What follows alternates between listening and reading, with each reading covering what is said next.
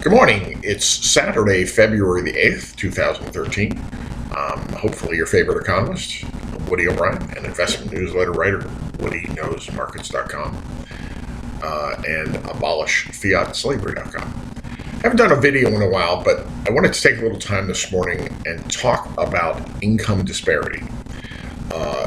You're going to hear a lot about this in 2014, about how some people are making so much more, whether it's CEOs or whatever, that the rich are making so much more than the average person, which of course is true.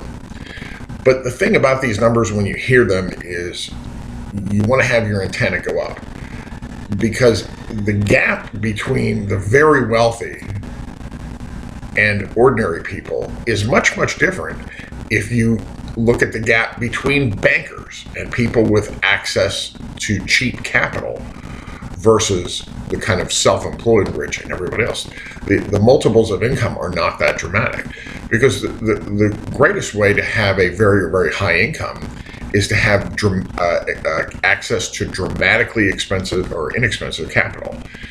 When a bank and a banker gets to borrow money at a fraction of 1%, and you're paying 3, 5, 10, 18% interest, that is a gigantic advantage to people who are wealthy and have access to cheap capital to be able to buy income-producing assets on the cheap. An awful lot of this money coming from the Federal Reserve ends up in the hands of bankers at a tenth or a fifth of 1%.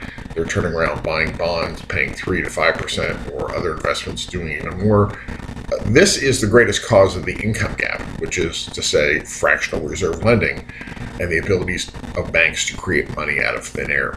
So remember, when you hear President Obama or any other politician talk about income disparity and the ratios of income between the poor and the rich, the truth is this isn't really about income at all. These disparities don't result from people working harder or from labor at all. These are disparities because of access to capital.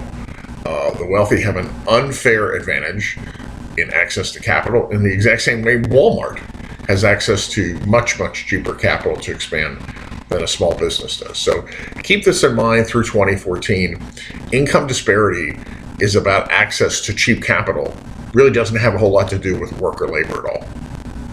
Thanks for your time this morning. Again, my website's WoodyKnowsMarkets.com and AbolishFiatSlavery.com. And of course, I am the only Woody O'Brien on Facebook.